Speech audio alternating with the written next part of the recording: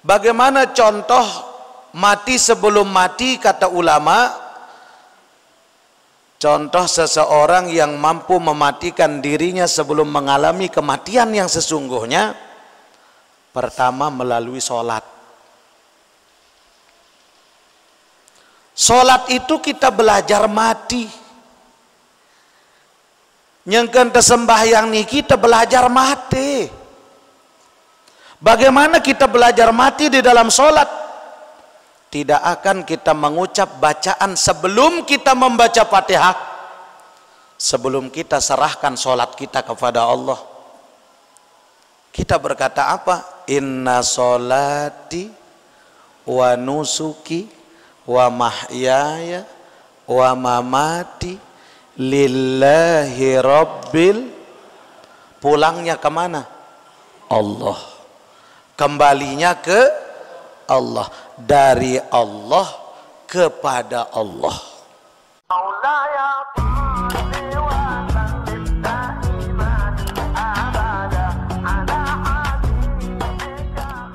Rabbana ya Rabbana zalamna anfusana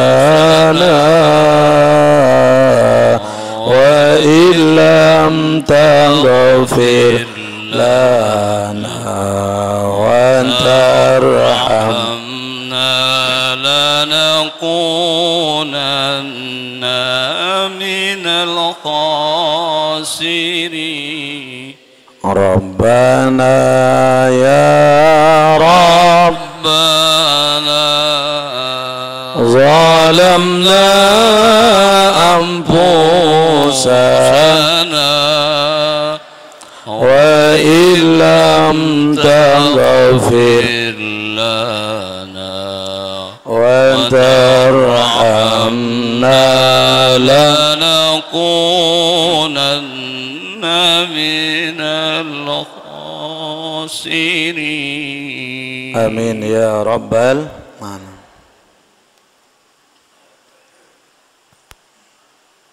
فإن الكافرين يرى ما أعد له من العقوبة يبقي لضلاله ويكره الممات فيكره الله لقاءه. Bagi orang-orang kafir adalah merupakan satu kesengsaraan yang sangat luar biasa, bahkan tidak berguna lagi tangisan atau penyesalan bagi mereka atas kesengsaraan dalam kematian yang mereka alami. Fayakrahullahu liqa'ahu, karena Allah enggan untuk berjumpa dengan mereka. Maka itulah sebabnya ulama-ulama kita, ahli-ahli qalbu mengajarkan kepada kita, yang sering kita dengar istilah-istilah ini, mutu qabla an tamutu. Matilah sebelum mati, kata ulama mengajarkan kepada kita. Matikan diri kita sebelum kita mengalami kematian yang sesungguhnya. Apa yang kita matikan? Matikan keakuan kita, matikan hawa nafsu kita, matikan kesombongan kita, matikan sifat basyariah kita, matikan sifat yang selalu merasa pada diri kita. Karena kita tidak akan mampu mengerjakan amal soleh itu kalau tidak dengan peran dari Allah, kalau tidak dengan titipan dari Allah kepada kita. Allah titipin kita umur, kita bisa ibadah. Allah titipin kita sehat, kita bisa beramal. Allah titipin kita hidayah, kita bisa datang ke majelis ilmu. Coba kalau Allah tidak anugerahkan kita hidayah, enggak bisa Bapak Ibu. Makanya bagaimana contoh mati sebelum mati? Kata ulama,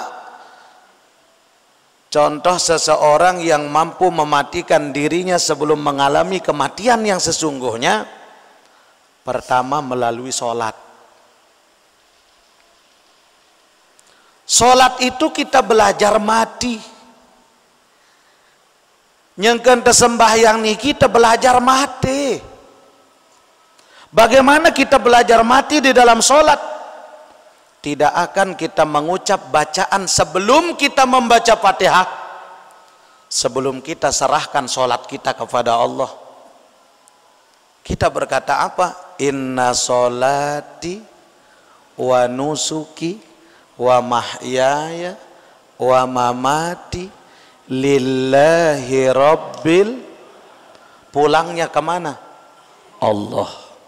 Kembalinya ke Allah. Dari Allah kepada Allah. Makanya kematian bagi orang-orang yang beriman itu ibarat televisi. Kalau kita punya TV Bapak Ibu, eta idupang TV niki, maka tombol apa yang kita pencet pertama? Power. Cetek, hidup. Kalau kita mau matikan, apa yang kita pencet? Power. Cetek. Dari power dia hidup, melalui power dia, inna lillahi wa inna ilaihi, dari Allah pulang ke Allah. Persis ibarat TV. Ya langan tidupang, ya langan temateang. Lagu lamun dengan sindek nawah bedue TV, bingung neng kita TV. Ya, selung-selung hidup TV nih, berembentan temate, cok sina cabut.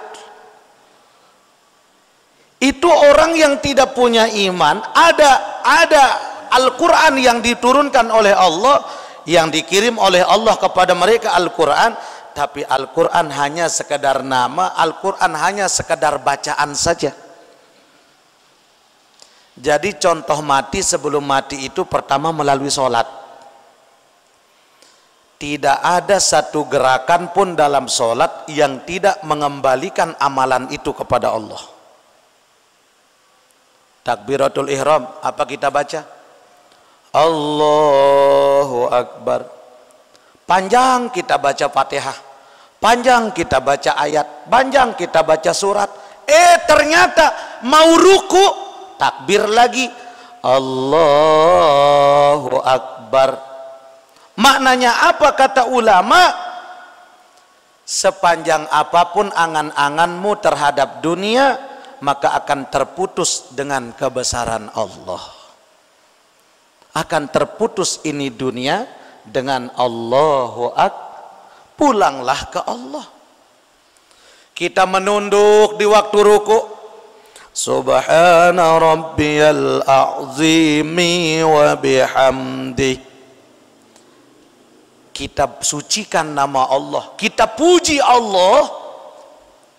Ternyata pujian kepada Allah berakhir dengan takbir Allahu Akbar.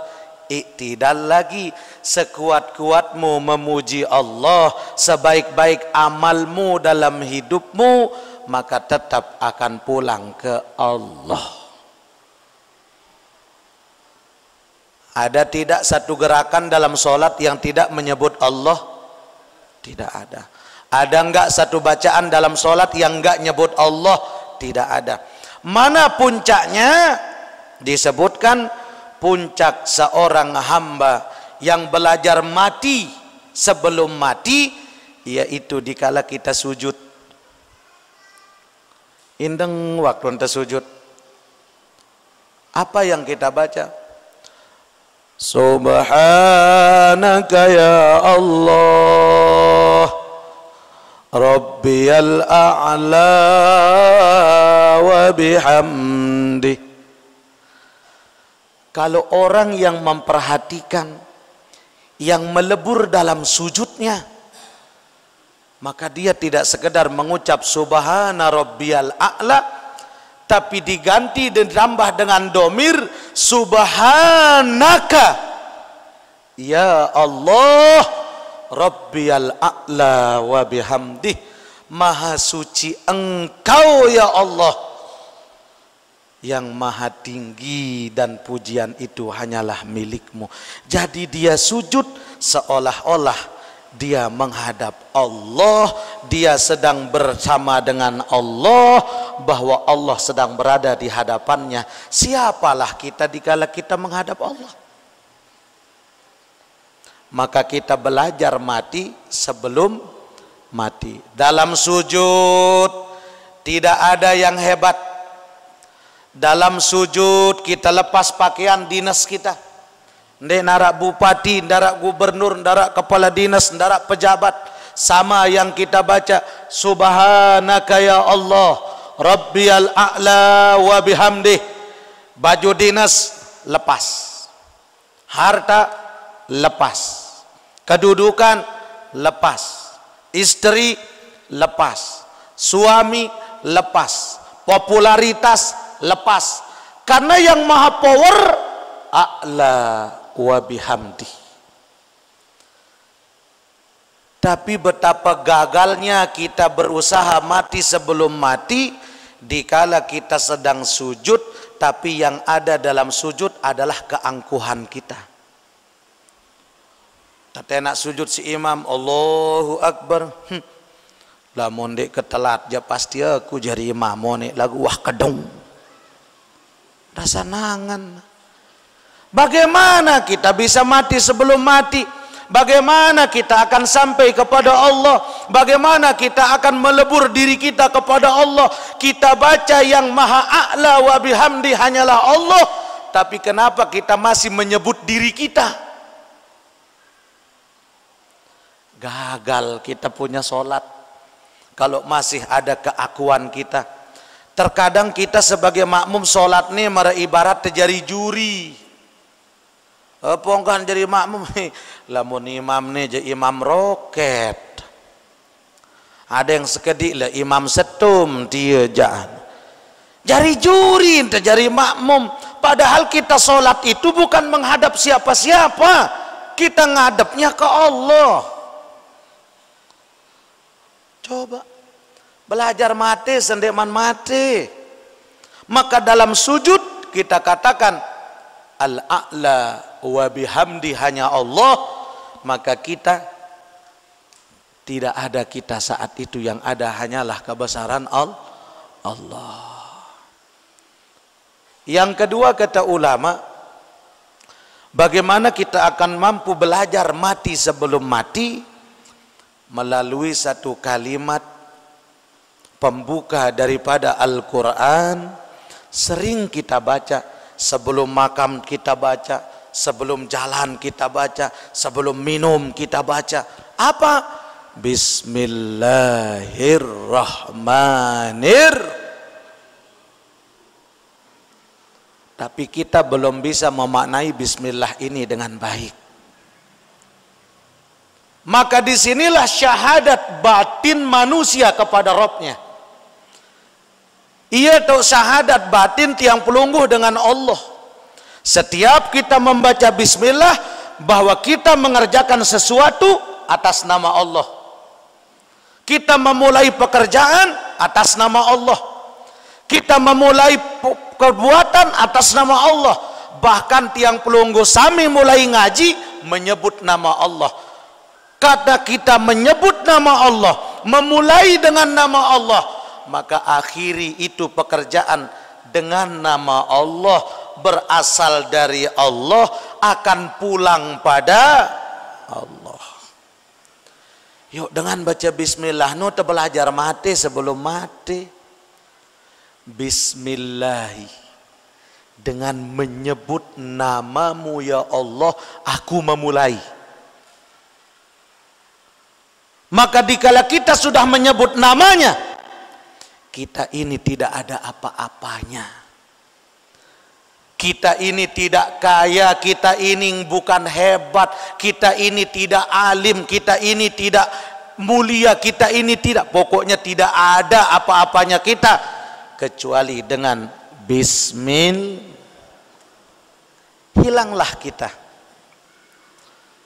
Inilah satu makom kata ulama, fana billah, kita membinasakan diri kita dikala kita menyebut nama Allah.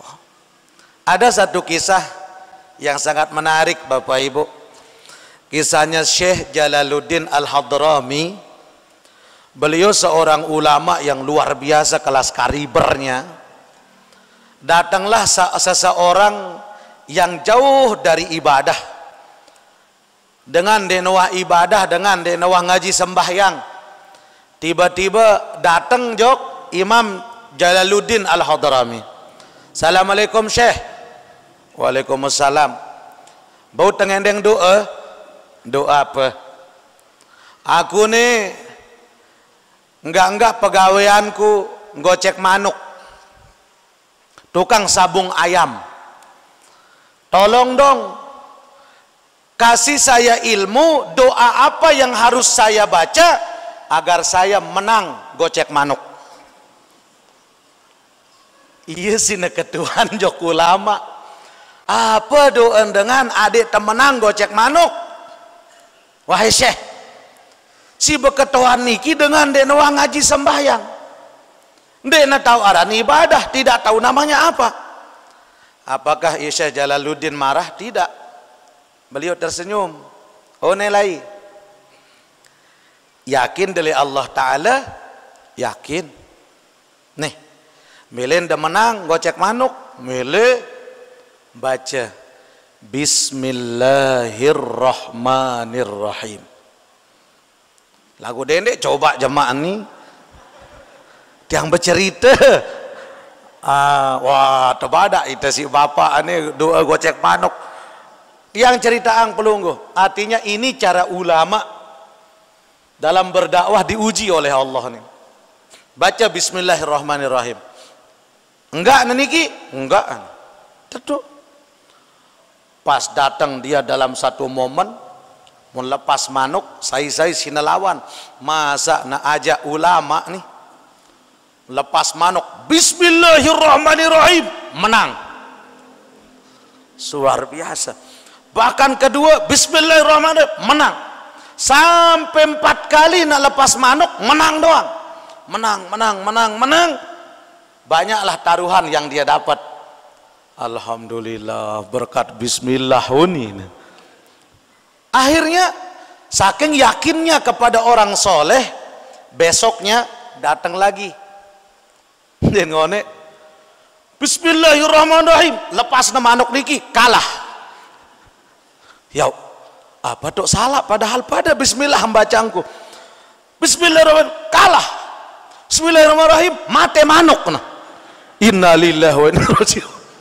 Oh bahaya Tuan Syekh nih.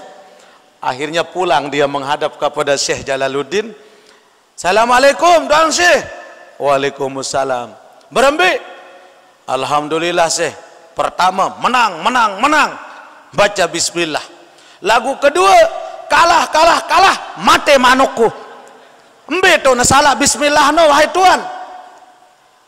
Ndek na wahab salah lamun Bismillah bahasa ni Syekh Jalaluddin. Bismillahirrahmanirrahim tidak pernah salah. Tapi yang salah adalah engkau. Pertama, kamu datang kepadaku betul-betul niatmu ingin membuktikan kebenaran Bismillahirrahmanirrahim. Tapi yang kedua, kenapa engkau bisa kalah? Karena engkau salah niat menggunakan Bismillah dengan sesuatu yang lebih fatal lagi, hingga engkau mempermainkan Bismillah. Oh iya jari, iya betul na kurang malik Tuan Syekh. Kurangnya kata beliau syahadat batinmu yang belum engkau pakai. Nah berembin tante bersyahadat batin Tuan Syekh. Akhirnya orang ini yang jauh dari agama, yang jauh dari Allah, apa kata Syekh Jalaluddin? Ayo sini. Dipegang dia punya dada sebelah kiri, hingga apa kata Syekh Jalaluddin? Ikuti. Asyhadu an la ilaha illallah.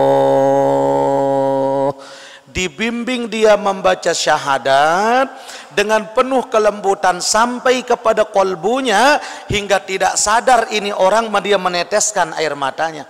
Keluar air matanya dan dia menangis. Dia berkata apa wahai Syekh? Demi Allah, selama aku hidup, hari inilah aku merasakan nikmatnya syahadat itu yang sesungguhnya.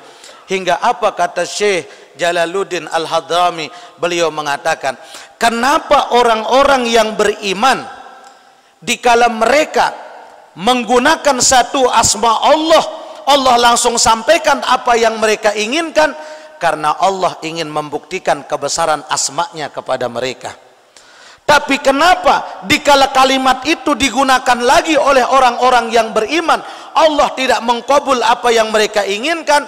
Karena niat yang kedua beda dengan niat yang pertama. Maka dikala engkau beramal, selalu perbaiki niatmu dengan syahadat batinmu yang mengembalikan kamu kepada Allah, bahwa kamu tidak ada apa-apanya, bahwa yang ada sesungguhnya adalah kebesaran Allah Subhanahu wa ta'ala. Jadi dari kisah ini Bapak Ibu, kita ambil satu hikmah. Apa hikmahnya?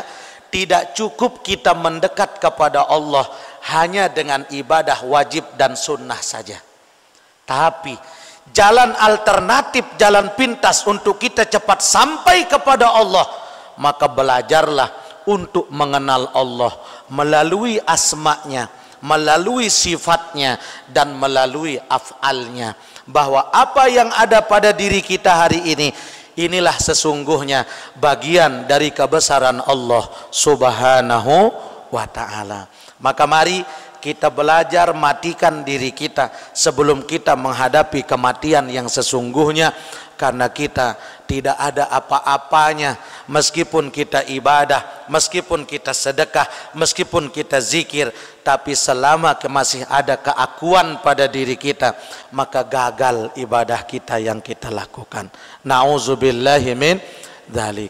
Kebaikan adalah kebaikan dari Allah, ilmu adalah milik Allah, maka amal soleh adalah bimbingan dari Allah Subhanahu wa ta'ala.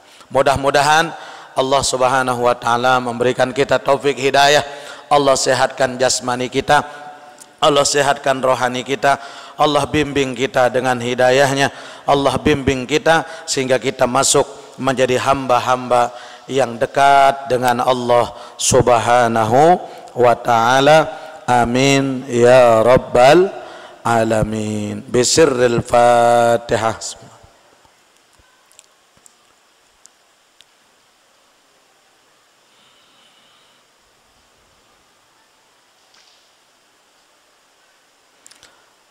Ada pertanyaan, apa makna daripada arsy-Nya Allah Subhanahu wa ta'ala? Jadi arsy Allah itu adalah bagian daripada rahasia Allah. Kita manusia hanya belajar bagaimana untuk mengenal Allah. Iya wah julu dedek mantu lalu belajar tentang arsy Allah, belajar tentang af'alnya Allah, sementara kita sendiri belum mampu mengenal diri kita. Maka kenali apa yang ada pada diri kita, maka dengan itu baru kita akan mampu mengenal apa yang ada pada diri Allah Subhanahu wa ta'ala. Tetapi kata ulama, semakin seorang hamba belajar untuk mengenal Allah, maka semakin hamba itu tidak akan pernah menemukan Allah yang sesungguhnya.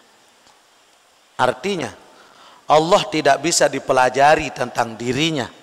Allah tidak bisa kita pelajari sebagaimana ilmu-ilmu yang lain, karena ilmu berasal dari Dia, hidup berasal dari Dia. Bagaimana mungkin kita akan mempelajari orang yang menjadikan kita, sementara kita ini tidak ada apa-apanya untuk mempelajari Dia? Maka Rasulullah mengajarkan kepada kita, kenali diri kita, baru kita akan mengenal Dia.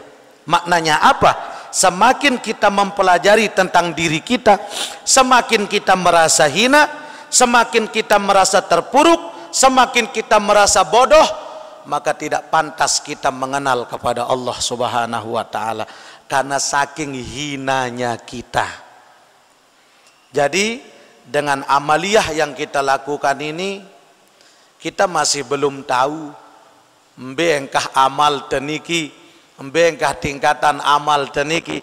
tingkatan pertama, pertengahan, apa yang tinggi kita belum tahu, bahkan tiang pun belum tahu amal tiang B jaga engkah. Nah, artinya apa?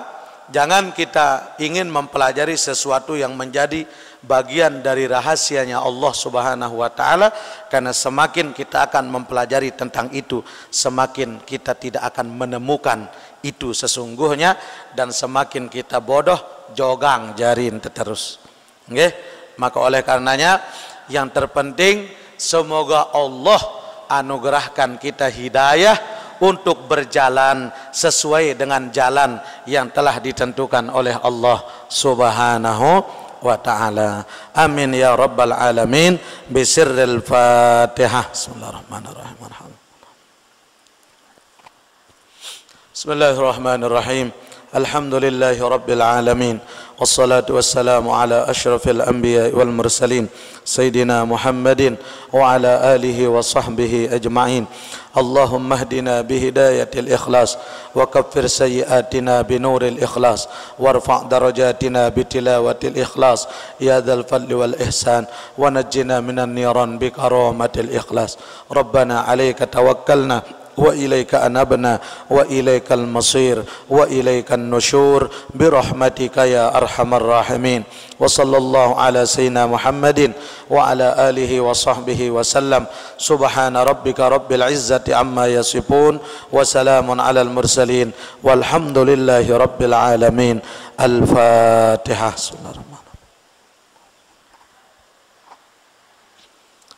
Hadanallahu wa iyyakum ajma'in. Wallahul muwaffiq wal hadi ila sabilir rasyad. Assalamualaikum warahmatullahi wabarakatuh.